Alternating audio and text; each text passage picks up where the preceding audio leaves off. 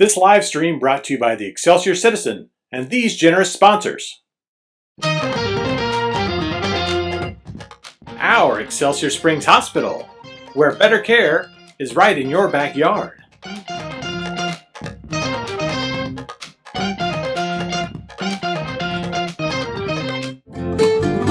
The Simmons Sales Team, your hometown realtors.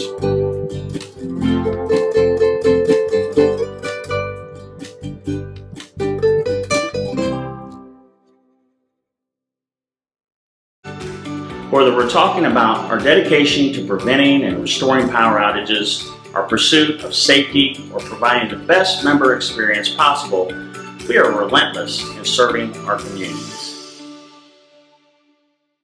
Find out how you can advertise with Excelsior Springs' #1 community resource. Visit ExcelsiorCitizen.com today. All right, we need to amend the consent agenda. Item B02, check register, set aside ACH 052097 payment to Cassandra Jones to be voted on separate. Having amended the consent agenda, I entertain a motion to adopt the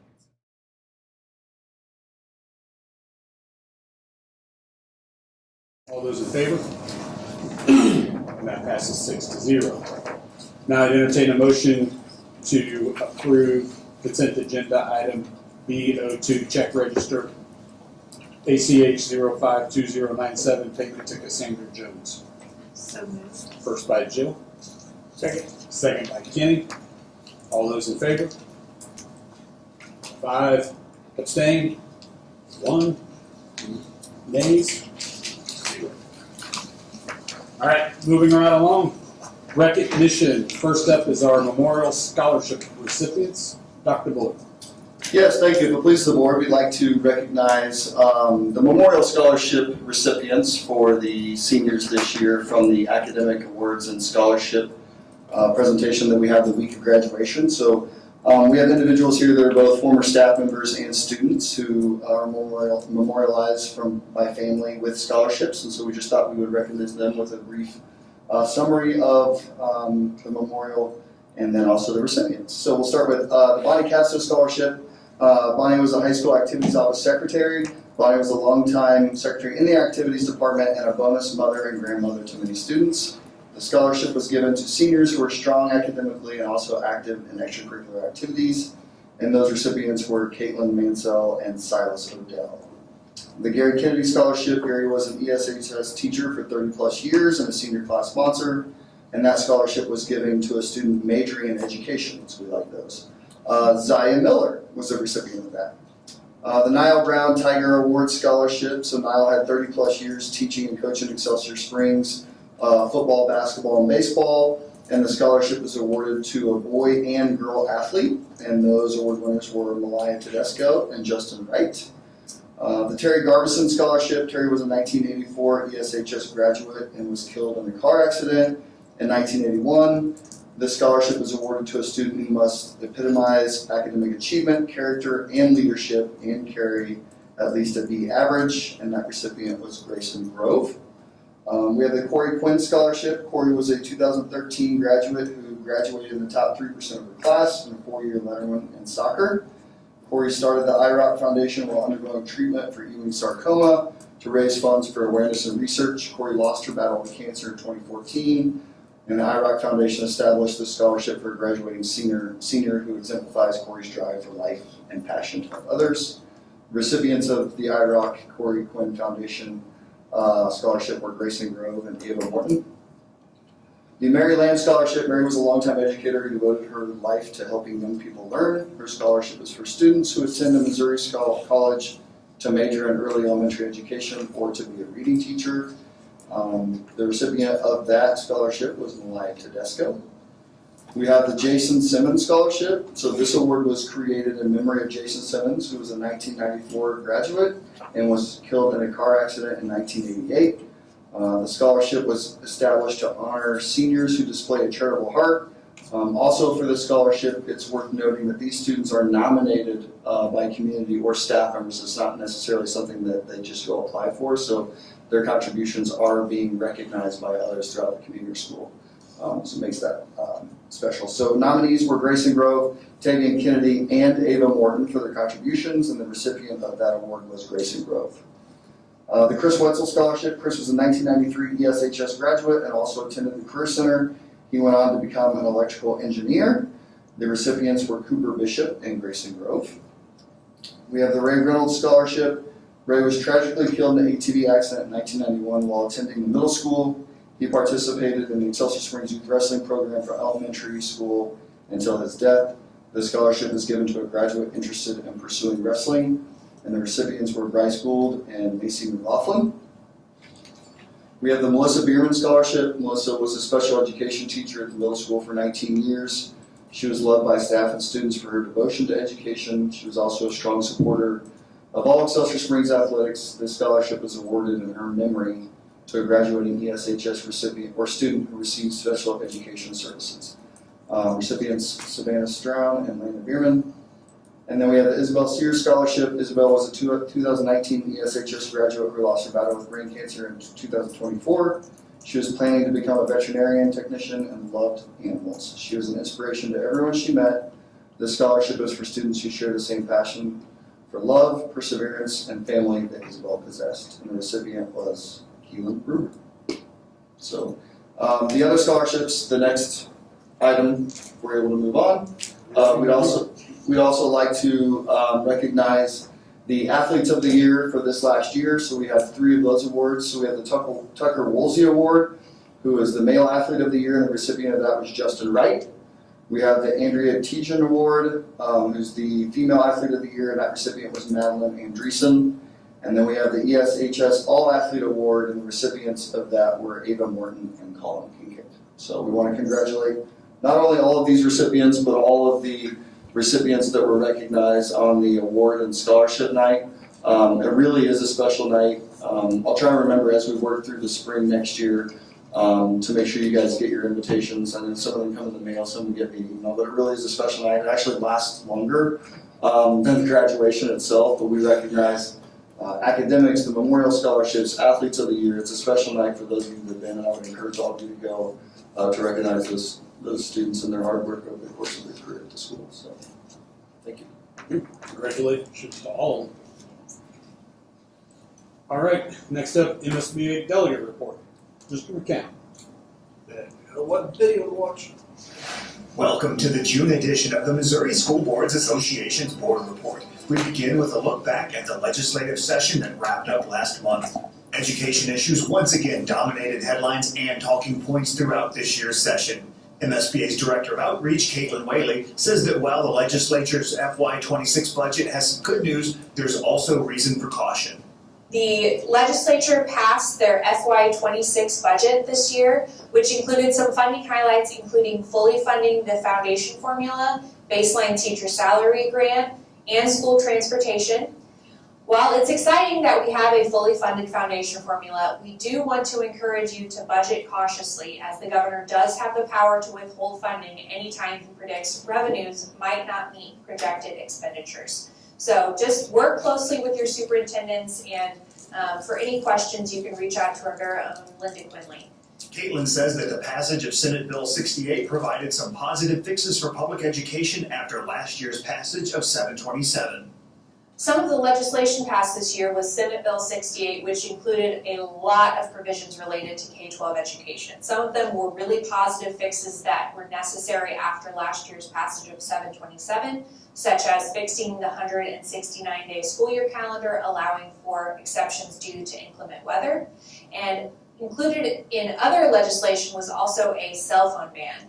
We know that you all are very curious about how this will impact you, and our policy department has been working hard to make sure that you have the latest and most up-to-date policy. I do want to note that cell phone policy was already included for those of you who use MSBA's policy services, but they are working to put out a standalone policy just to make sure that everyone is in compliance with this if you use our policy services. Missouri parents may soon have a better understanding of whether their child is performing at or above grade level on the state's standardized test under a sweeping education bill. Another exciting change is the inclusion of a new category in the MAP test ratings. So now there will be 5 categories, with one of those being grade level. There was confusion previously as the actual grade level laid somewhere in the basic, and this led to people misrepresenting performance of our students. We want to make sure that we are accurately representing how well our students are doing in school, and we're hopeful that the inclusion of this new level of grade level will bring clarity for not only administrators and parents, but also you as school board members as you're assessing how your students are doing.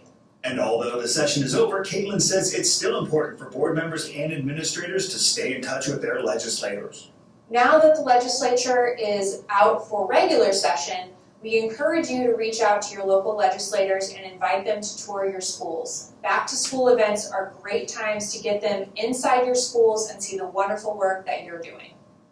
MSBA's legislative positions on state and federal education issues are determined at the Delegate Assembly that will be meeting this coming October. If your school board has a position statement on an issue that you would like to submit to the Advocacy Committee for consideration, you can do so this summer. The Advocacy Committee reviews those proposals and makes recommendations to the Delegate Assembly that determines MSBA's position on issues.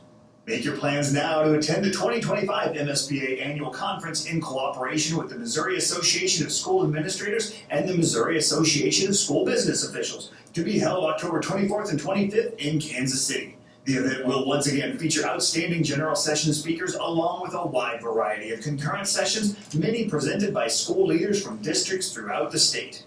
Registration information for the conference will be posted on the MSBA website soon.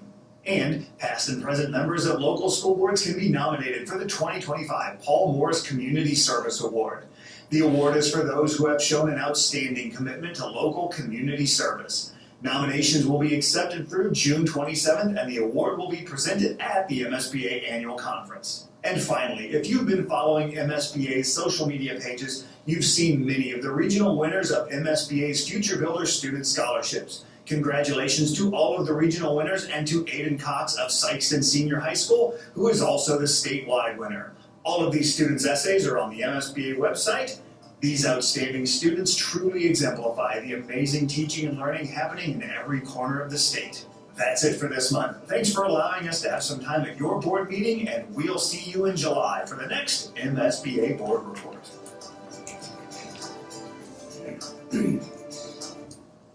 Anything further, Darren? Sir, all right. Any visitors? No visitors. Moving right along this evening to item F, discussion approval of the 25-26 career ladder revision. Thank you. If it pleases the board, I'd like to present some career ladder revisions that the committee came up with. Committee spent some significant time reviewing the 24-25 program data, survey results, collecting staff feedback outside of those results, and examining career ladder models from surrounding districts. Based on that work, they came up with some revision proposals to present to you guys this month, which we've included in here. I also want to thank Board Member Jill Everett for joining the group as Board Member Liaison, so she could bring some insight into that process to the group and to the board. So the first one we have is the expansion of student learning, or the tutoring revised requirement. And so the revision there, as proposed by the Career Ladder Committee, under the new guidelines, 30% of a participant's total career ladder hours must be in direct student contact, but only half of that 30%, so 15% of the total, needs to be in tutoring. This is one of the areas that the committee really wasn't initially interested in making changes. They actually liked the requirement at the 30%. I think gathering staff feedback, talking to them, having multiple meetings over this, I think they found that this was a good way to maybe provide some more opportunity and hours for some of those extracurricular groups that were happening outside, like the Girls on the Run and those types of groups that were happening outside of tutoring that weren't necessarily academic focused, but were focused towards improving, the student culture around the building. So that's where they landed there. The expansion of student learning may include academic focused direct contact activities, and you can find those below there. They can do, your book club. They can do what was the book competition we had this year? Battle of the Books. You can do any type of academic improvement, homebound tutoring, all those can count towards those tutoring hours and that direct student contact. So that was something that there was a lot of discussion around, a lot of the conversation of the revisions focused around that. And I think they landed in a good spot on that. I think they reviewed a lot of districts around us. They have a difficult job in trying to weigh, staff interest, also meeting the guidelines and the guidelines of the state, the needs of the district, and trying to create equity across all of our buildings and all of our work groups. When you have K through 12, there's a lot of different work groups there. So I think they did a good job of taking that input and trying to make a quality revision. I think that meets the needs of all. Another change that they are offering is the volunteer coaching positions. So this was one that we actually engaged the assistance of our current activities director and then incoming activities director. So Mr. Marshall and Mr. Baker had them collect data from schools around us, schools in our current conference, schools in our future conference, really to identify what is everyone doing. What we found on this one is everyone is doing something different. And so we asked them or tasked them with coming up with, well, what would your recommendation be to this group? Because that's their expertise area, right? Like managing the coaches, knowing the coaches' input, knowing coaches' requirements. And there was one of the schools that they really liked that had a very similar requirement or allowance to what we're saying. And that is the allowing the up to 30% of the individual's total career letter hours may count as volunteer coaching hours. That being said, there are some requirements there, so there cannot be an open coaching position that is certificated. So we didn't want to create inequity by, we know a contracted stipend coach is always going to have more responsibility within the program than a volunteer coach. And so we didn't want all these volunteer coaches coming out and then us not have open actual coaching positions. So those coaching positions need to be filled before then we start allowing volunteer coaches. So I think that's a good one. We also, with the cap, it also ensures that we don't have volunteer coaches making more than stipend coaches, which we don't have. So those are all considerations that as they were talking to other districts and as they're trying to run all of our activities departments, and when I say coaches, I also mean sponsors, to try and make sure there's equity and it doesn't create this unintended equity across our program. So I think they did a really good job of that recommendation. And so that was what the career ladder committee landed on. Going with that recommendation for them. And those are also something that will help be monitored by the activities director. So those volunteer coaches have to meet those same expectations from Misha as far as watching the videos, the trainings and all those things as the stipend coaches, and that helps maintain that equity.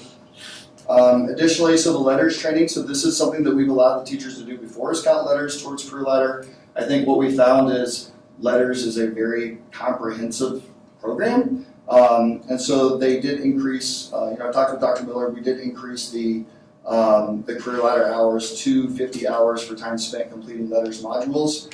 So teachers are able to choose if they want to do college credit reimbursement or career ladder reimbursement for the letters. They can't do both and double dip, so they're allowed to choose whichever one of those they feel best fits them. And so that's a recommendation for the letters training. And the mentoring, teachers may count up to 10 career ladder hours serving as a mentor. And so, we have a very successful, it's state mandated. I think we take ours to the next level. We do a really good job of having a wonderful handbook that is for our mentors. And they do a really good job of mentoring our new teachers to the district. But there are a lot of stipulations and agreements and requirements to go along with that. So what we didn't want to do is we didn't want to penalize those mentors that agreed to do that for a stipend through the professional development committee by also allowing career ladder teachers to make the same amount of money to do maybe I don't want to say a less stringent, but they don't have to meet those same requirements for mentoring.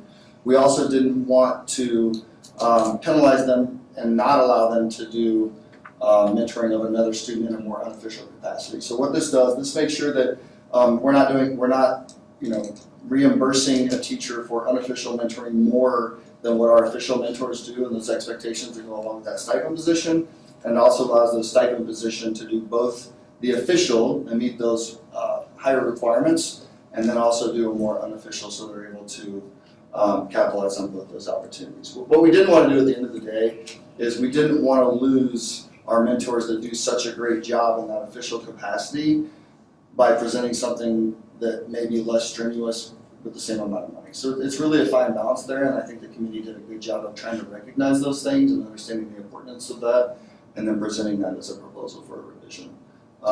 The Career Ladder Committee really has, it has a difficult task, right? So they're nominated by their buildings, they're elected by their buildings, and they have this difficult task of not only managing, also policing their building, right? They're teaching their building how to use the career ladder, how to maintain their logs and how to do all these things, but also they have the difficult decision of trying to maintain and uphold the intent of career ladder, which is student impact, retention, teacher retention, obviously, and then also how is it helping us reach our goals as a district, and how is it helping our students increase academic performance. And so they have this difficult task of trying to ride, both ways, so to speak, in that gray area of leading their teachers and also being responsible to the plan. So I think they do a good job. I don't know, Jill, if you have any feedback that you'd like to share with the board on the process and how it went. I was impressed because the teachers really worked collectively well together. They had great discussions. They brought input from staff at all of the buildings, which was important. And they were really looking for that equity piece. And Dr. Bullimore did a good job too. He helped facilitate the discussions, but he tried not to sway them one way or the other on decisions to be made. So I felt like teachers really, they had the most input in that process. And I was happy to be there. I was glad that I was able to witness that. And I think it's a great way for us to retain staff. Not every district has career ladder. And if you make it too difficult for teachers, they have the option. They don't have to do career ladder. I mean, it's a choice. And so I know I have a friend in another district that has career ladder. She decided not to do it. It was just too much. The demands were. So she went and got a second master's. And that's how she's increasing her. So.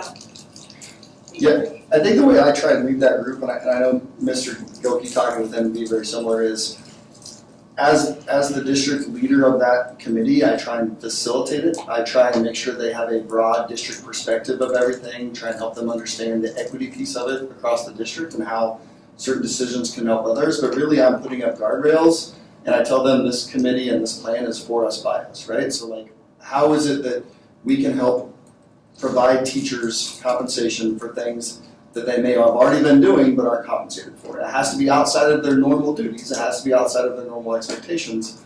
But things that we know are good for students, the teachers may have already been doing. It's not a ton of money, but hopefully it's enough where it helps them feel compensated. Students get exposed to new activities that they may have never had the opportunity to try. They also get that tutoring piece too, which we know is not always possible with funding we receive. Like years ago, we used to receive, a stipend or something for tutoring that we did before or after school. And this is one way we can maintain that. With that being said, I would recommend the board approve the plan as presented.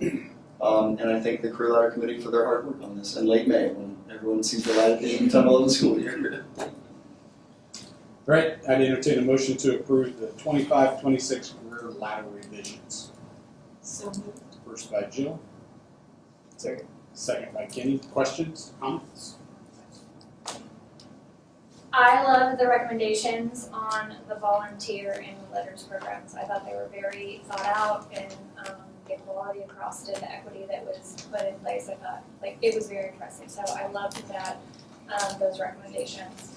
I had some feedback in April or May when we originally discussed this about the mentor program, that we originally only allowed 5 hours to be captured in mentor, and now I'm learning there's an official and an unofficial mentor program, of which I was not aware, so that's good to know. And I appreciate what you just said of trying to, again, create equity against those two. So I think that it's important. I think this more detailed description helps us to, as a board, to understand that there are more nuances to it than maybe we were originally privy to. But in hearing from teachers and what's important to them, and I know that you guys have had that presented to you as well. Do you think that the 10 hours of mentorship for the unofficial mentor, again, creating the equity, what happens when they've met their 10 hours and then the teacher across the hall, their classroom teacher across the hall still needs more support? They're just expected to continue to do that, or they can meet their requirements and tap out and be done. What does that look like? Can that teacher then tap into the official mentor? Like, how do we solve for the hours of which they're putting in, but now they can't be compensated for it because it goes beyond the 10 hours? So you're talking about like the unofficial for career ladder? I think our teachers have always mentored and modeled and helped other teachers throughout the building before we ever had career ladder. I agree. Yeah, and I think that that's something that will never cease regardless of the hours. I think what the 10 hours tries to do is ensure that they're not being compensated more than our official mentors. I think the other thing that we're trying to make sure is it's something that teachers have always done. I think it's implied a little bit that as you get a new team member that you're going to help that team member and mentor them a little bit, not that it necessarily comes along with your contract. But I think this is something that the career ladder tried to agree on, where we felt like this was a fair number to help those. It's always going to be, it might be 1,000 hours, right? We're always going to help mentor those in our building and help grow those in our building. I think this was a way where the career ladder was trying to make sure they were reimbursed to a certain piece for that growth. I don't know that answer. Yeah, it does. As I was doing more research around our area, a lot of the other districts would say, your good teachers are already doing these things and it's just about the documentation. Right. And that was a piece of feedback that I received in the spring about hours, mentorship hours. They're real. We're hiring very, very green teachers. And so the lift is a little more today than it was maybe 3 years ago on that mentorship front. So just acknowledging it. There was also, I know that you guys have heard it too, the ask about the vector videos. And I understand, and Brett and I have talked about it, a lot of us have discussed, we can't be giving career ladder hours for something that's mandatory. But that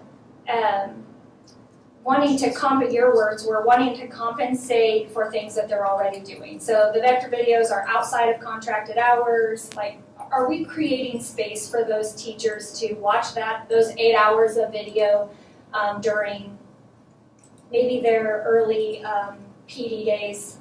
Can we find a way to help with that? That's coming up often. I do believe that we have paid paid substitutes in the past for doing that, so we value people we do pay people to watch those videos, but why are we not finding a way to compensate today's teachers? Just putting that out there, think about that. I'm sure you guys are already on it. Maybe you can circle back offline on your whys. After hours activity like the literacy night, are those included now or are those still not included? When I talked to the career ladder committee, I believe those were already included. Like, they were already counting a lot of those hours. Should be, because you're having contact with Direct student contact on those, right? That, I don't know which category it was in. I don't remember that, but it is, as long as you are participating in the either planning or in the development or in the implementation of the night, you can count those hours. So and I believe that was what came up in the notes. Yeah. So they were. Okay, so maybe then. Making sure that all teachers understand that can be documented as hours that they can use. Perhaps there were some that didn't realize that. Because the map testing, reward nights, those type of things I was told, were not part of career ladder. So if they are, fantastic. We talked about that direct student contact piece. I remember that. So probably just needs to be clarified when they and that's one of the career ladder meeting. Yeah, that's one of the tough roles of the career ladder committee too, is as they come back presenting these changes, explaining it to everyone, and everyone hears a little bit different. But they're always there in their buildings for them to go to. They try and provide time during that PD day where they can come to them and ask questions. So, but there's a lot to it, and there's a lot of documentation to it because the state wants that. Hey, if we're giving you $600,000, we want to make sure we can come to you and see that paperwork to prove it. I think what we found, I wasn't part of the career ladder in a leadership position when it went away the first time, but from what I hear across the state is when we used to have a career ladder, it became kind of a headache to manage, and so districts became very lax in the implementation of it, and so the outcomes were not being seen, and so the money went away. And so what I've always tasked our career ladder team is, with our career ladder committee, is we need to make sure that we uphold the intent and the integrity of the career ladder plan, so it's not our fault. It might be another district's fault or other district's fault, but we're trying to make sure we're upholding the intent of it to keep it as long as we can. And I would say too, like with logging the hours for each level, because there's 3 levels with that career ladder. What I noticed when the representatives would present the people that were involved with career ladder, like level 1, I believe is like 50 hours or something like that. They are producing way more hours than that. So if you see like, for example, mentoring 10 career ladders, that's like the minimum really they have to have for that. They go past that. Same with student tutoring is what I noticed. So that kind of answers that question a little bit too with hours logged. Even though they may reach what the minimum they have to have, they're still doing that work and logging it regardless. Is there any risk that it would go away in the middle of a school year and the funding could not, like from the state pull back that funding in the middle of the school year to where we as a district would be responsible for making up the other half, the 600,000? I think that what I've learned in the last 12 months is anybody can pull any funding anytime. I think that, I mean, it's scary, right? Right now, it hasn't been approved by the governor, right? He hasn't signed any of these things. It's assumed that he will approve the education budget and it will be in there. I think that it's less likely that the state would pull this budget mid-year, but they've reduced our SAT reimbursement the last month of the year because of the shortfall in revenues. And so I can't speak for the state what they would do. It's always something that we're trying to plan for.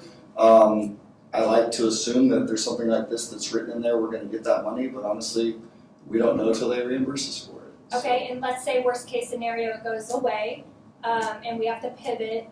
Are we comfortable with our reserves to be able to make up the difference? I mean, I would say that we would be able to make up the difference, but it's always going to be, that's one more thing that we're pulling out of the bucket, right? That's one more thing that's draining the bucket. So We have a clause in there too, on the career ladder plan that says if this is appropriated by the state. Great. So there is a thing in there that says if this isn't appropriated by the state, then we may not do it. So that piece is in there. I think what your question is, and tell me if I get this right, is if they do pull it, could we go ahead and come up with the extra 600,000 and put in there? I mean, you can, but it's not sustainable.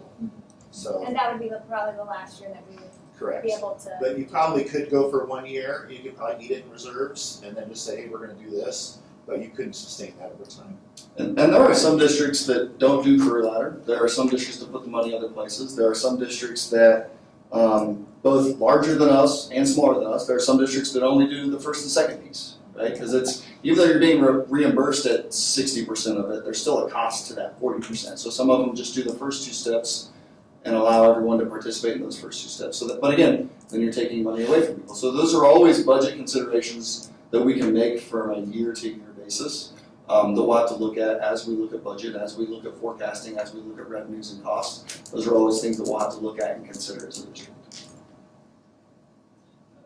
The question I had, which Dr. Bullhorn and Jill both addressed, was just how representative the teachers' viewpoints were in the decision-making process. Because I'm a lot more comfortable with this, hearing that their feedback was heard, that teachers and staff largely led the process and helped come to these decisions. You know, that's better, of course, than, you know, it creates a bad culture if they're not being heard, if they're giving feedback and changes aren't being made. So thanks for sitting in on the committee and sharing that. It's like whatever we can do to create a culture of trust, right, in our district is a good thing, and this is a step in this direction. I'm glad to see that we've made it a little less restrictive than it was in the past. I mean, I've tried to think a bit about this, and I think of principles. We meet state requirements, of course. we ensure good outcomes for our students, that we're promoting their education, and we don't place unnecessary restrictions and burdens on our teachers, because to me the best approach is empower them to be creative. Like, they're in this profession because they have a passion for teaching kids. So I know we have to have some guidelines, but in my opinion, like the least possible, right, to still get our outcome is the way to go. Any other questions?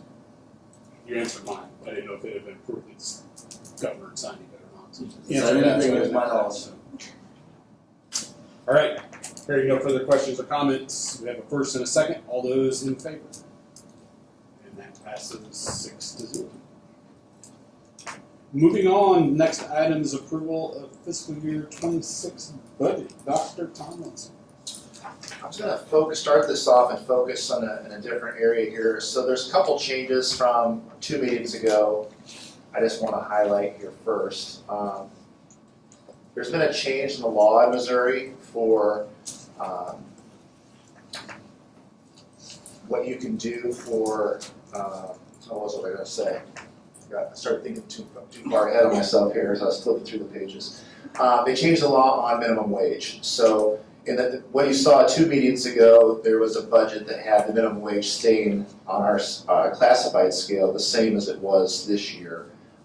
And then after the legislature changed that to require school districts to now follow minimum wage, it wasn't going to change until January. So Dr. Bull and I were talking about, for budget-wise, let's address that. There's not that many people that it impacts. But with the law change, we decided to revisit that decision and go ahead and make an update. So if you take a look at the classified salary, those have all been updated. They've gone from $14 an hour up to $15 an hour, anywhere where it was short.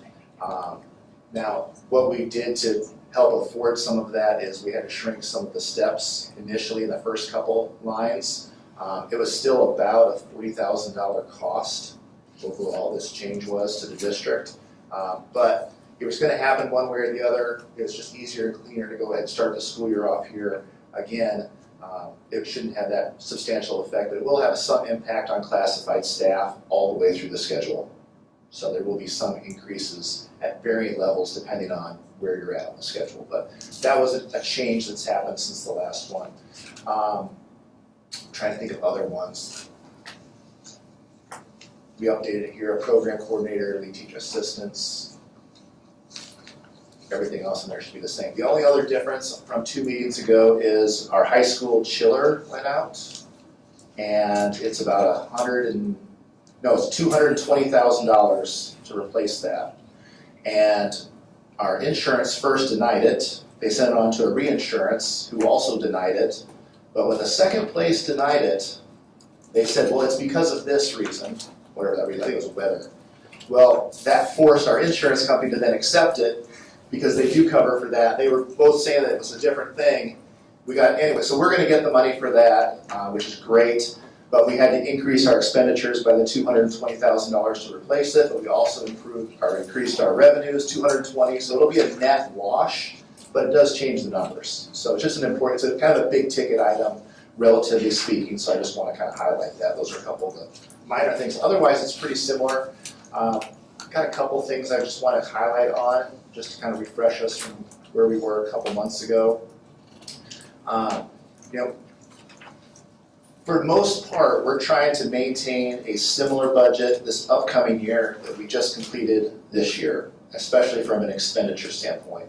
So we've reduced a number of positions over the last couple of years that have helped us pay for the increasing prices that we're seeing across the district. So our utilities are going up. All of our expenditures are going up. Our food service, our transportation, all of our contracted services are increasing.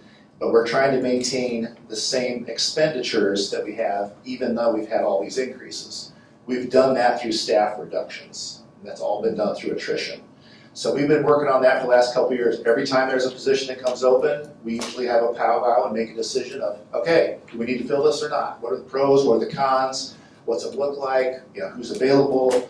And we try to weigh through all those things before we make a decision to try to tighten that up the best we can. It's also difficult, I think, to follow through the last couple of years, honestly, even back into COVID just because of the 2 construction projects. I think they really do influence the numbers greatly, and it's difficult to fully extrapolate those out. So not having them, the cost and the revenues of those flowing in and out, I think will stabilize the budget quite a bit in the next couple of years. But there's also some opportunity losses that we have. You know, we made well over $1 million of revenues from interest money that we were able to invest before we had to make the payments. So we get that $35 million up front in a big old, you know, Brinks truck that backs up into Dr. Bullmore's office and unloads it. And then we invest that. And then we only make the payments every month. We get payments from our contractors, our builders, our architects, and so we make those payments and the money draws down. But over time, we made a ton of money off of some really good investments. And then we were able to use that money then to pay for a lot of Fund 4 projects that, as you remember, we did towards the end of the year. That should really help in the next couple of years because it took a couple really big ticket items off the ledger that Dr. Bullmore's not going to have to budget for going forward. So I think that's going to be long-term, very beneficial. Make no mistake, I think the next couple of years are going to be difficult financially, for not just for Excelsior Springs, but for all school districts in Missouri. We're seeing very high growth when it comes to inflation. We're seeing expenses go up much faster than our revenues are.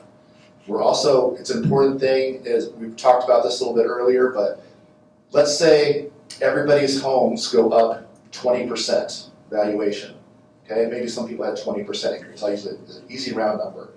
That doesn't mean their bill goes up 20%. And that's what people I don't think understand about how their taxes are paid or what they're charged. And that's why we went through that little exercise in the work session where we're actually going to calculate, hey, let's calculate yours and talk about that. So people think, oh, my thing went up 20%, so all my taxes are 20%. It doesn't work that way. You have to adjust tax rates accordingly so that you only get a certain percentage of that piece back. It's called the Hancock Amendment, and it's something that's put in for all tax entities across the state of Missouri. And so we have to take those into account. So they might have a 20% increase on their house. We may only get a 4% increase on our revenues.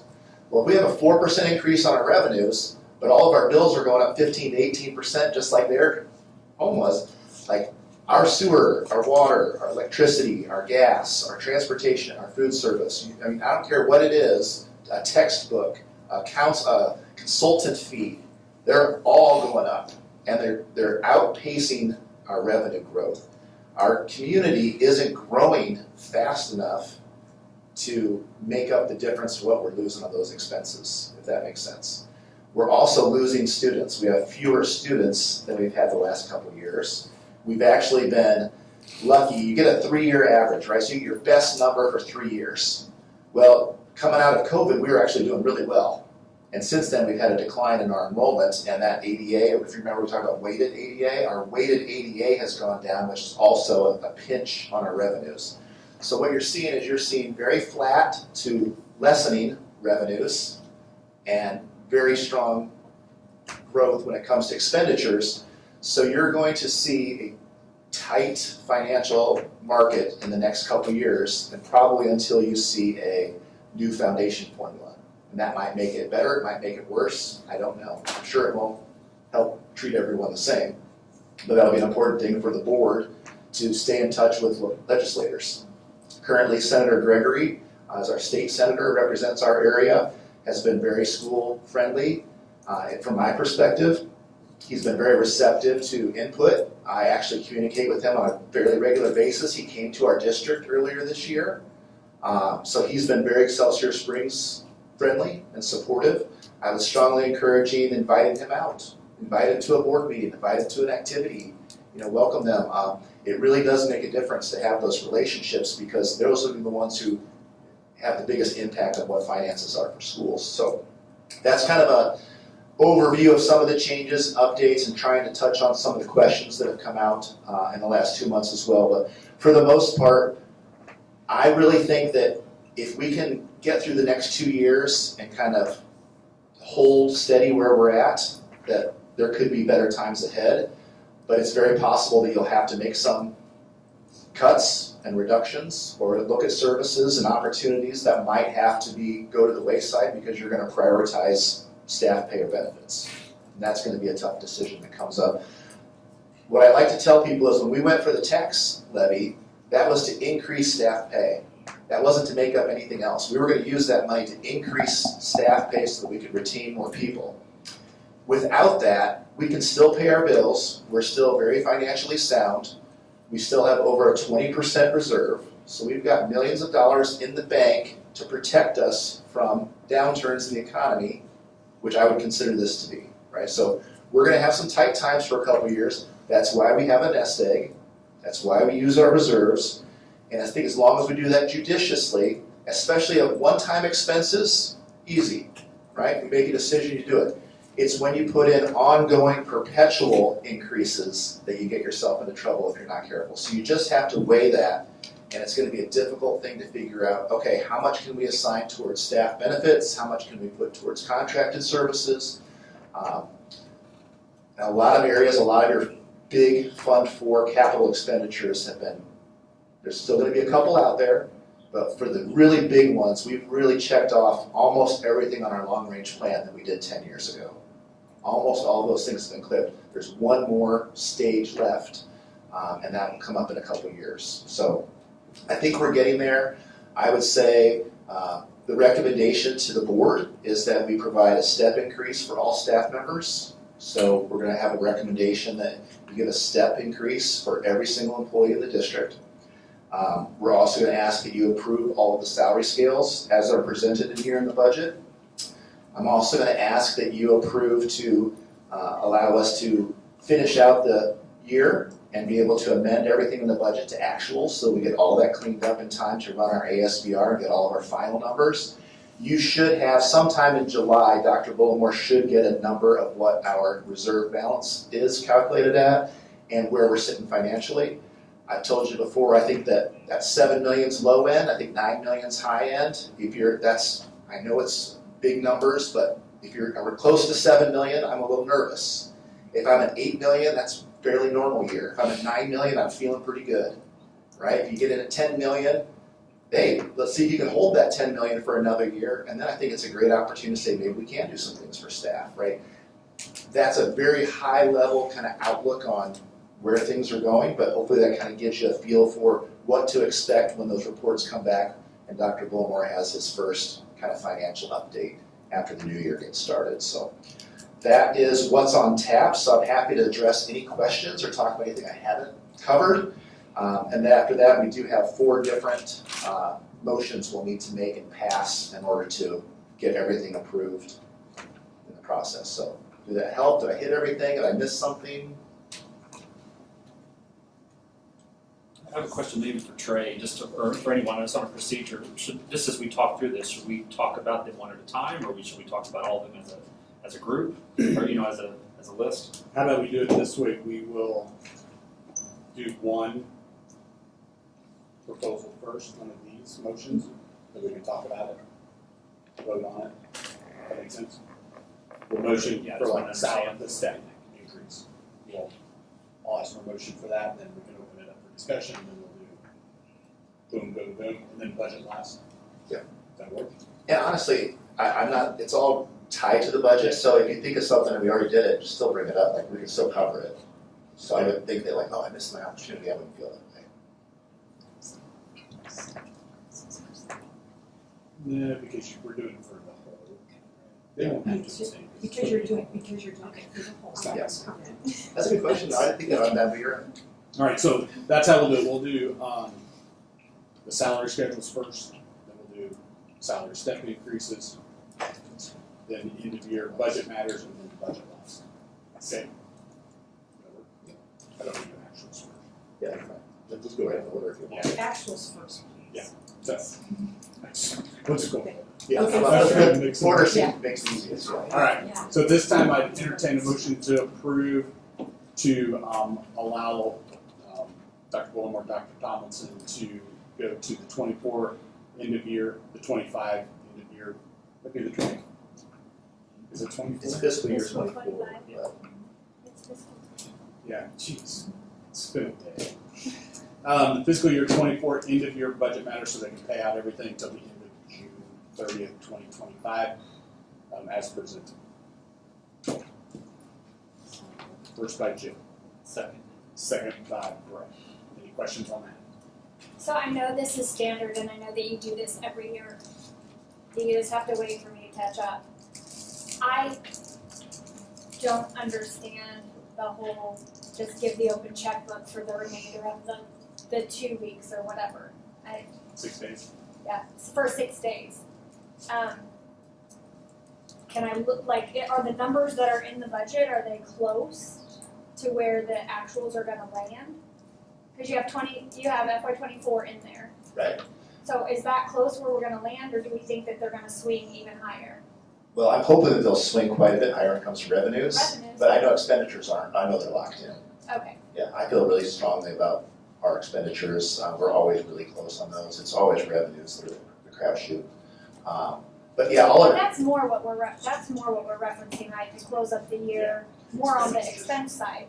that is true. So we will have some bills that have to get paid over the next week or so that we'd like to get out on this year's budget as opposed to going. So if you think of it in these terms, like our finance people in our business office, they don't really care. They'll just send a check out and pay a bill, and the people receiving it if it goes into July, then that changes next year's budget numbers. So there's just certain things we plan for to have in this budget, so we just want to get them off the books so we don't carry over an expense to next year that we don't necessarily need to. But it really is just to clear up any business that happens between now and June 30th, as opposed to coming back on June 30th and saying, will you guys approve it? And also so that we can close our books out now, so we can start the ASBR, which has to get submitted to the state in time of collection. But it's a common practice. All school districts have this same thing, just because there's a couple days in there we have to get it done. It's not like we all of a sudden go, credit card, let's go, you know? Miller tries that sometimes. I say, nope, don't you dare.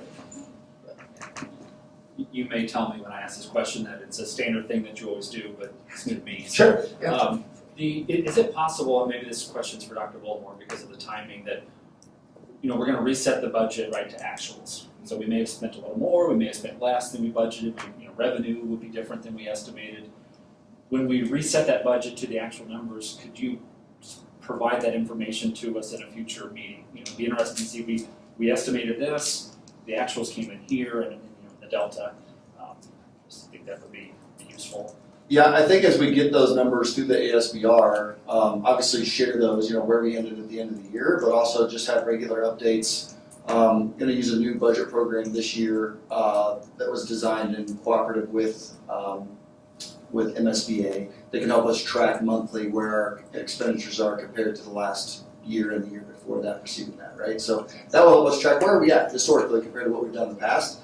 And then we can do approval of revisions to the budget, whether it be quarterly or whatever. So really we have an idea of where we're at compared to years past. And it kind of gives you guys a good picture, and we can have these conversations throughout the year as well. I think, one thing I'm learning through this process is so much of it is estimating. And I think it's helpful for us all of it's estimating, right? For us to know how accurate we are. And that's not to say we're doing a bad job or doing a good job. It's just we understand, how much fluctuation we might see in the numbers versus what we estimated versus actual. For example, a year ago you approved this year's budget that we're finalizing, right? And last week we got notice that the governor pulled back some of our funding for this year that we approved 11 and a half months ago because revenues were there. So I think Tracy White and I learned this. She learned this along the way at the Career Center as well. School finance feels very backwards, and it's like relearning how to do budgets. But I think it's planning using historical knowledge. I feel like I'm on Zooms every other day or meeting with legislators every other day the last 3 weeks, trying to see where we're going to end up and what the recommendations are and what the governor's going to approve and what they're going to present. And then you have a special session that changes all of that. So it's really just trying to do a best guess on where we think the budget's going to be, really trying to tighten in on our expenditures so that hopefully we can estimate a little low on revenues and maybe they come back higher and we're in a better spot because it's harder to get ahead of plans, right? So it can be difficult. It is a bit of a guessing game, but hopefully it's our best guess with the knowledge that we have of our district and what we hope is happening in the state. Okay, I appreciate that. I think again, it's just will be helpful to see, Yeah. column A, column B, column C, estimated actual difference. Thank you. All right, any other questions on ending the year? Hearing none, all those in favor? That passes 6-0. All right, next up is an approval of the 25-26 salary schedules as presented. First by Jill. Second by Darren. Any questions, comments on the salary schedules? Is there a reason that we don't have the conversation about the salary schedule outside of the budget document? Like for it to not come ahead like in February or March as you're planning to sign contracts for the next year? Is there a reason that we don't do that at that time? Well, we had quite a few conversations with district leadership team when we were talking about what the bond, or the levy, if it were to pass, what that could look like. But honestly, we kind of knew with going forward that without that levy increased revenues, that we weren't going to be in a position to make many changes to it. So really the discussion, ever since going back to our district leadership team meetings, even into last year, were that if this doesn't happen, we're probably going to be pretty much status quo. So it's kind of been just probably a ongoing accumulation of, hey, we talked about that, we kind of knew this, let's hope it does. It didn't, so we're kind of where we are. I think that I would have wished that, I would have hoped that the compensation study that was done, that we would have, and it was my understanding that that's what we were doing when it was presented to us, was that we would have the findings, and then that would help us shape what we were going to do with the levy money. But if we didn't receive the levy money, what the findings were, and like how do we move forward? And so I don't know that we have received anything that is like on the other side of it from the compensation study for how can we help support the situation that we have today based on the results of that. And then also last year when we were at the MSBA conference and we were with Linda, she was talking about sometimes you're just going to have to get creative within your schedules and find where the sweet spots are to continue to like maybe give little bumps here and there that will entice somebody to, you know, like pockets of teachers to stay a little longer or move people over in different ways. And to just stay status quo in a space where we know we have to do something. I understand the finances are the finances, but I just wish we could have a conversation about the schedules and try to look at it, because if we look at it, and what I have found, all the nonsense of research that I've tried to do, and you guys know I've done a lot, most oftentimes I find that it's not possible.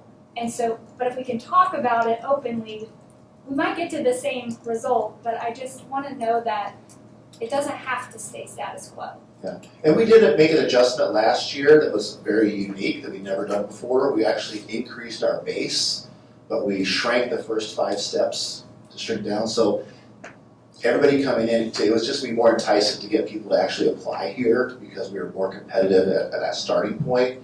But it didn't really move the needle for anybody after that because we just shrank those first 5 steps down. But it did help us try to be more competitive with somebody coming right into the profession or right out of school. But I think there's always opportunities to take a look and see, you know, what's most important to people, where do they want them. That's what we've always talked about. With Career Ladder, we've got $400,000 we're putting into that. Would we rather just put that into the salaries and not get the $600 from the state? Right. That's a good option. Or maybe we don't do the community center membership, we allocate that money into the salary scale. Maybe we do a different thing with insurance. So there's ways you can manipulate it. I think those should, and I've hoped that they have been ongoing discussions, especially with district leadership team. But I think having those, I think with the board moving forward is something, I'm going to speak for here, I apologize for doing this, but I assume that Dr. Bull would be more than happy to do that. I think it's a very reasonable and probably a worthwhile discussion. I mean, even if you received an option A is status quo, and option B is going to cost you this much money, and then it's not sustainable for more than 5 years. And option C, you know, like if you gave a couple options, then it feels like we're actually voting on something that can have impact. And when we decide to stay status quo, it's a decision to stay status quo because we recognize that there really isn't, it's not the time.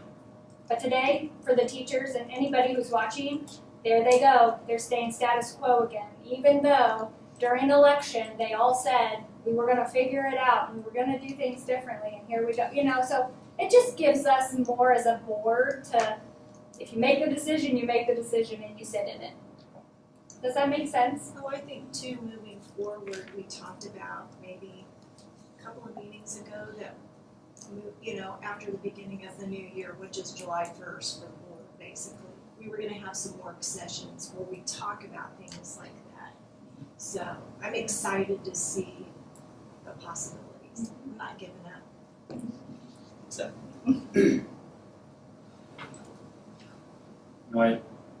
The financial realities are clear when you look at this document, and I've spent too much time looking at this document, just trying to understand things. It's just an encouragement for us maybe in future years as we go along to try to be creative. Are there retention bonuses we can give? Can we, as Tracy mentioned, can we target certain parts of the salary schedules? There's probably ideas I would think of. We are in this. What's unsustainable is to continue to lose our teachers over compensation, at least partially.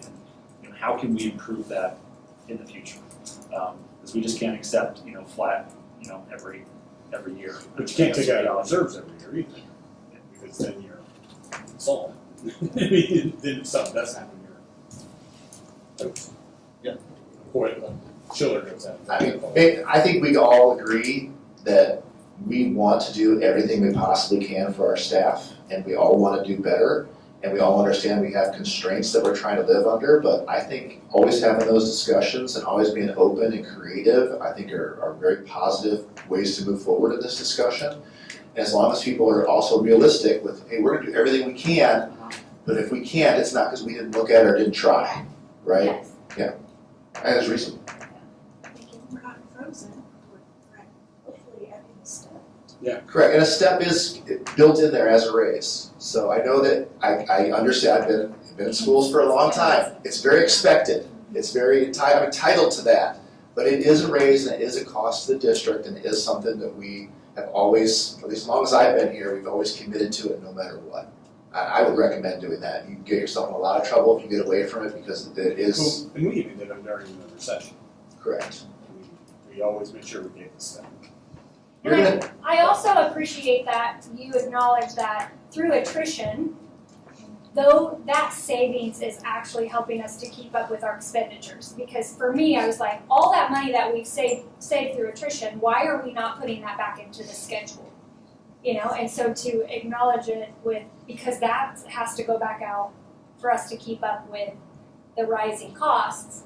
Okay, that's informative. Thank you for sharing that. Yeah. Right. Any further discussion on the salary schedules? All right, we have a first and a second. All those in favor? That passes 6-0. Next up is approval of the 25-26 salary step increase as presented. I jumped the gun on that one, didn't I? Because you already know where I stand on that. So moved. First by Jill, Second. second by Darren. Questions, comments, concerns? Hearing none, all those in favor? And that passes 6-0. All right, last up is approval of fiscal year 2026 budget as presented. We have a first. First by first. Second. We have a second. Second by Darren. Questions? Comments? I'll tell you, I'll give my own comment. I hope I'm wrong on the revenues. I hope they come in higher. I do. But I don't feel in good conscience I could say, hey, I think they're going to come in right where our expenditures are. That's not my estimate. Now, if it does happen that way, great. I'll eat crow all day long. But I would much rather come in low on revenues than high on expenses, right? So I get that there's a deficit there. I think that you're going to have a deficit. I do think our balances are healthy enough. And I'll go back to this. This kind of goes back to something Brett had said earlier about kind of I think it was you said, the backwardness of school finance, or was that Dr. Bullimore maybe? But I would always say we've got those reserves there for a reason, because we do have so many unknowns. My personal approach is I would rather make a big financial decision a year too late is better to me than a year too early. I would rather be wrong on revenues and you see they come in and we're sitting with $11, $12 million in the bank, and then you're able next year to come back and say, hey, we can afford to do something for staff, right? Than to say we're going to do something for staff because we think we can, and then it doesn't come through, we've overcommitted, now everybody's upset, and you've upset the apple cart. I think the same thing goes true for reductions. So if we see that we're continually having a problem with our deficit, or with our expenditures, I don't think it's good to come in and wholesale make cuts right day one. I would sit, let's see how this next year plays out. I think we're going to be okay by where we're at. But if we're not, then next year is when you start making the decisions for, okay, we have to do something now. Let's figure out what those things are. Let's rate everything, make the cuts where you have to. So in both cases, my advice moving forward would be do it the year after it happens. Don't try to guess it, because you're not going to guess it. It's just there's too many variables. It's too unpredictable, and anything can happen at any time to change it. So the governor can just, for whatever reason, something can happen. Honestly, I think that's the best advice I can try to leave you, is try to be patient in the budget you're in, but always be looking forward a year for when you should make adjustments to it, if that helps. All right, any questions, comments? Well, my comment is, what do we think happened with FY23, the numbers that are on there versus FY24? Because there was a $4 million increase, right? And when we voted on it last year, there was a 5% increase that was budgeted, that was presented to us for approval, and we approved it, and then it came in higher. So what do you think caused that to be higher? I'm interested in your thoughts on that, because I'm having a really hard time reconciling why we anticipate 8% down on local revenues and county revenues. I reached out to our county auditor. I was trying to get intel from him on it to try to make heads and tails over it, and I just couldn't get there. And so while I agree that we should be conservative on revenues, I can't quite get why it should be such a deficit. The biggest chunk of that is, so all of our interest earned money would have been our local revenue there. So there's $1.4 million that we're not going to make again, because we don't have the principal to invest. So you're going to have a reduction in how much money we're making next year, because we don't have any investments of that size anymore. So right there, that's your biggest chunk. That's about 1.4 of that. Then we also have declining weighted ADA. So our attendance is down. That hits us across the board. And that'll continue to be an issue if we continue to see our class sizes get smaller. So I believe the incoming kindergarten class is going to be smaller than our outgoing senior class again this year. So we're going to see an overall decline again in revenues. The other thing I would anticipate is But wouldn't that hit on the state revenue line instead of the local revenue line? That would hit on county. The attendance? The weighted ADA. That hits on county? Those numbers hit in multiple areas, actually. That hits us on our federal too. Okay. But I would say the local revenue, the biggest issue on local revenue is going to be those expenditures, those revenues from the investments. And the rest of it would just be, part of the reason was our assessed valuation did not meet the expectations of what was forecasted. So we actually lost money on our assessed valuation on personal property. It actually went down. Believe it or not. It was projected, well, correct me if I'm wrong, wasn't it supposed to, we were projecting on 4% increases each year, and didn't personal property go down by a couple million? Yeah, I don't remember exactly what Steeple. I don't remember the number exactly. But last year's for this year went down. Yeah. So that's another hit we took. Could you just clarify the assessed valuation, which you said earlier, the assessed valuation went down?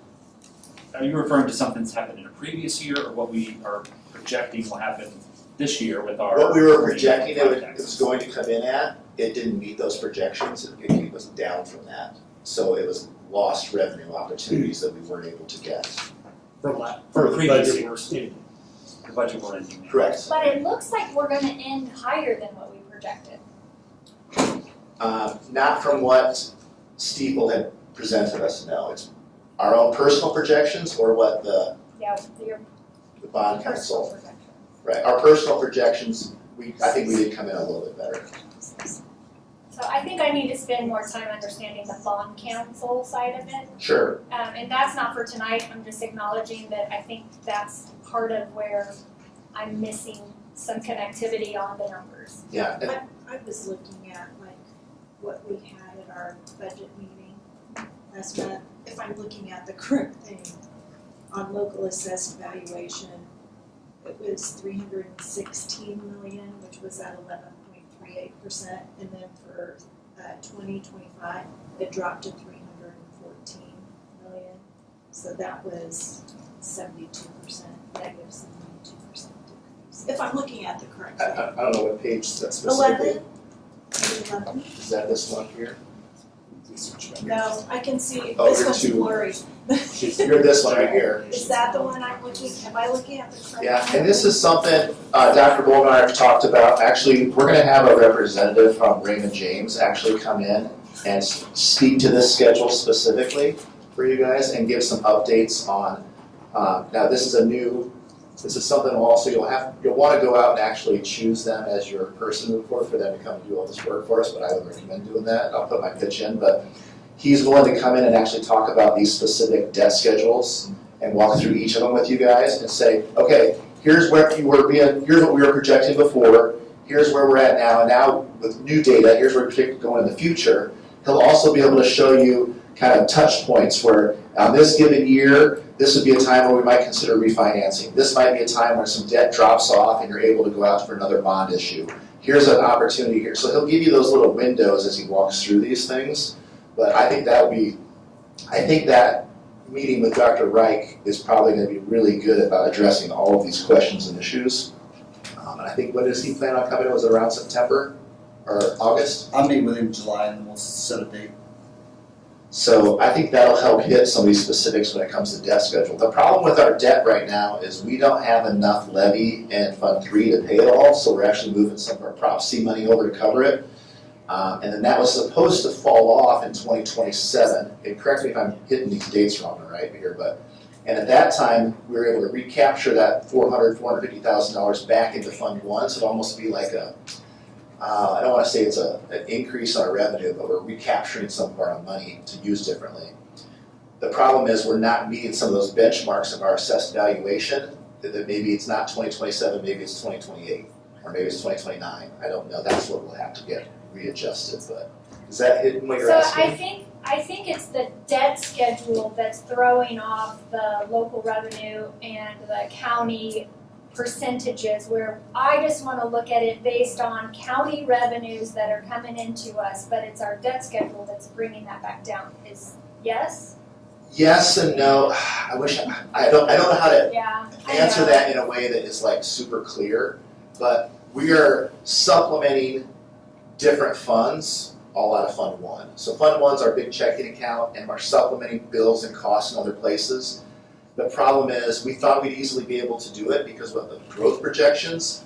If we're not going to meet those projections, then it's becoming more of a burden on our Fund 1, which is then becoming more difficult for us to finance. Does that make sense? Which is also burdened by lower ADA. Correct. And so I'd like to say there's this one thing, here's the one thing to explain it, but we've got multiple variables all working against us. What we really need is we need to have more kids in the district, and we need the district's assessed valuation to grow. So we need new businesses in town, we need new homes being built, and we need more kids. And if we could just even get a steady increase in those three areas, we wouldn't have any problems, honestly. Take a look at what Smithville's dealing right now with their new data center coming in. And Lathrop. Lathrop might be the highest paying school district in the state by the time they're done. They're going to have more money than know what to do with. That's not going to be us, though, until we can get some kind of growth. We need something. We need a Buc-ee's. Let's start getting that going online. A Buc-ee's and Excelsior. But no, I don't know if that.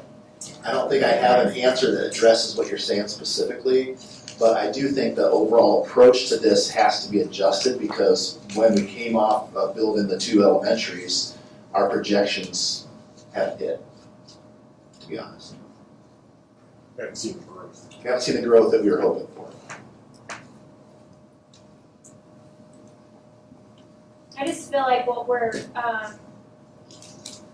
the information that was provided by the county auditor doesn't align, and for that reason, I think I need to abstain tonight because I'm just not comfortable with it. I know it doesn't change anything from the outcome perspective. If this said that we were going to be like neutral, like there was going to be no growth year, I could probably go with that. I just from the information short of understanding the debt schedule a little bit more, it feels like we should at least be capturing the 2.9 or the 3.9 of Hancock. I don't know. But no, I'm not trying to derail anything tonight. I'm just trying to acknowledge that this is complicated and we've all put in a lot of work to understand it this year, and I still feel like there's a dark hole for me that I'm not comfortable with. And I think that's, again, hopefully the revenues come in better than what we're projecting. That would be awesome. That'd be great. But I don't want to leave you guys in a position where I go ahead and say, here's what I really think it's going to be at the very top, and that's what we're forecasting, because you're only going to be disappointed with that. This is the most realistic, what I believe we're going to get. And like I said, I'm probably a little conservative, and it probably will come in better. The last thing I want to do is put something in here and it overshoots what it really is, because then you're in real bind next year. But well, I think that's a great segue to then ask Dr. Bullmore, since you are inheriting it, would you go on the record and say, yes, I believe in these numbers, I trust these numbers, and I'm comfortable executing to these numbers? I will definitely go on the record and say that I think that we've done the best that we can in working together to create a budget that we're going to have to live with. I think that, like with any budget, it's a working budget. We don't even know where these numbers are going to end up on Monday or Friday whenever the governor signs the SAT. We don't know what the assessed valuation that we're going to bring in and the money off of that for state or county is going to be. I think it's, I was talking to someone today, Dr. Stevenson and I, Superintendent Lawson, met with Representative Terry Thompson, and we had the conversation of what revenues of the state look like. And a comment that one of us made was that we don't necessarily have to like a budget to be agreeable to it. My wife and I have that same conversation about my quick trip budget. I don't like what she gives me, but I have to be agreeable to it. I don't think anyone in this room likes a deficit budget or a projected deficit budget, but that doesn't mean we can't be agreeable to it. It doesn't mean this was created just this year or it can be fixed tonight. It means that a lot of times in a district budget, 80%, 90% of our budget is already fixed. You have staff salaries and benefits, and then you also have your contracted services. So I think what we have to do is look at how do we adjust this with our reserves, with the unknowns from the state and federal government, and with our best guess, how do we adjust this and how do we be flexible with what we're doing as a district over the course of this year and planning for next year and as these things come in. I don't know if that answered your question or not, but I think that's where we're at with the budget and understanding it takes years to develop this and the implications of it, and we're going to have to work towards how we amend it. And we'll have we've already had revisions the last 2 days on that. We'll probably have revisions. We don't know what the governor's going to sign, and it's always a bad time. Right. So there will be revisions throughout this year. My goal would be to have revisions of this quarterly, and we'll have a better idea where we're at throughout the year, planning-wise. And we can work on bringing in Raymond James this fall as we prepare to give us a better idea and talk to some of the things that you're talking about, what the projections were before, what we see as projections, how do we plan now and for the long term of our money and what we can do for our money, and bring in an expert to help us with that. Well, come Friday, we may have a big adjustment, depending on which way the court hearing goes. So, Right. They decide to pause job corps permanently. Yeah, that's another big, that's a big chunk that's a lot of ADA that you would also lose if they went away. Do I understand correctly, just on that topic specifically, it would have a big impact, but it might be a few years later because of this like best of 3 year. Correct. Yeah, so everything, they give you the best of so that no 1 year there's these huge shifts. So if you do start seeing declines, it gives you some warning ahead of time to say, hey, we're seeing a declining enrollment here. That gives us probably the next 2 to 3 years to come up with some solution if we keep seeing that trend happening. But yes. I think it's just like, I'm just thinking more from a communication perspective. What we have here is a reality of declining revenues. Hopefully we're wrong, but declining revenues, and increased expenses, which is, the number that's stuck in my head, in the last month has been 2.4 million. That's the deficit that we're projecting to spend. And we can do that this year, Correct. We can't do, that's not sustainable, right? Correct. We cannot do that, forever, of course, we all understand it. So just being really, hopefully we're being transparent about this with the community, whoever's listening online or will read the reports of the meeting, that's the reality that we face. What I really tried to do with the budget, both last year and this year, was to set the stage to say that there's lean times coming, and without trying to raise an alarm. So that's why I feel confident in presenting this budget to you guys with the deficit, because we're still okay. We're gonna be okay. We're gonna be okay this year. Even if it hurts, even if it goes completely wrong and every possible variable goes against us, we're still gonna be okay. That's what people need to understand. But it'd be short-sighted of us not to say that moving forward, the way it's trending right now, we have got to be prepared to make some difficult choices moving forward if this trend continues, which so far it is. But we see this happening to us. So I think that's really where we're coming in at. We don't want to alarm. We don't want to, raise the, oh my gosh, we're broke. We're not, right? We've got millions of dollars in the bank. We have a healthy reserve. It's where the board set it. We've been very careful with that. And so we can endure a couple years of some really bad things happening and still be okay. I just don't think they're going to be that bad. I just think it's something we have to address at some point in some way, or it will become bad. So hopefully that gives people enough notice to say, we are ahead of this by a couple years. All right, any further discussion, questions? Hearing none, all those in favor? That's 5. Nays? Abstained? 1. Thank you, sir. Yeah. And last up, Dr. Brolin, recognition of outgoing superintendent. If it pleases the board, Where's he going? Where's he going? would like to recognize No, I didn't tell anybody. Dr.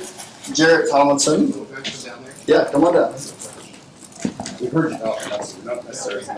Sorry, to talk to myself.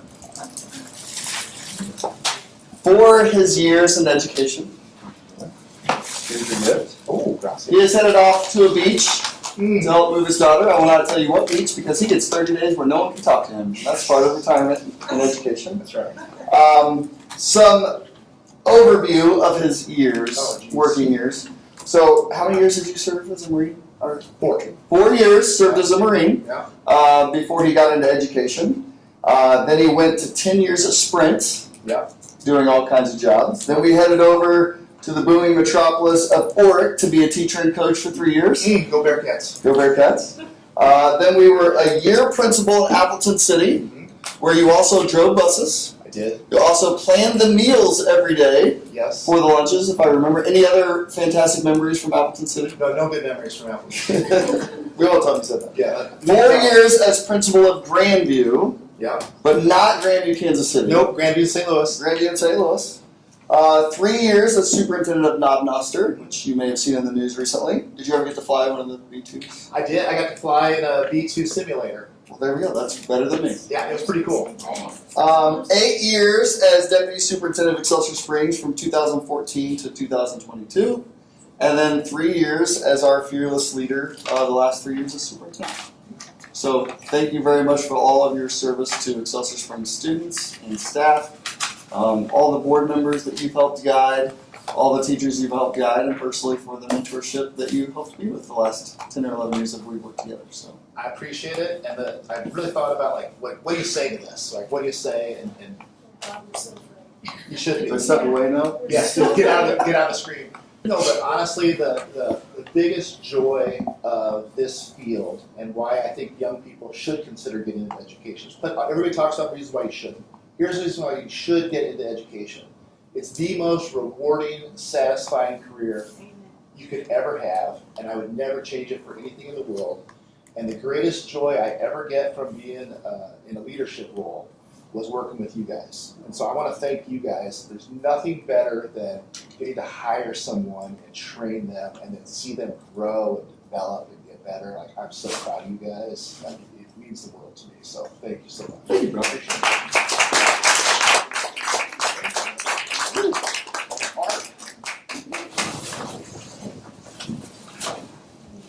All right, on that note, we wish you well. Thank you, sir. Happy moving? Yeah, I gotta move my kiddo again. Maybe for the last time for a year. 2 years. She'll be here for 2 years, so. Yeah, it's gonna be hot down there. You know what? Whatever the kiddo needs, the kiddo gets. That's how it works. So that's what we signed up for. All right, this time I'd entertain a motion to adjourn. So moved. First by Second. Oh, I can't do that, can I? We're gonna take a second by Ken. We're going from that direction. Yeah. All those in favor? And that passes 6-0. Have a good night, everyone. Boom. Bye, man. Put a bow on it.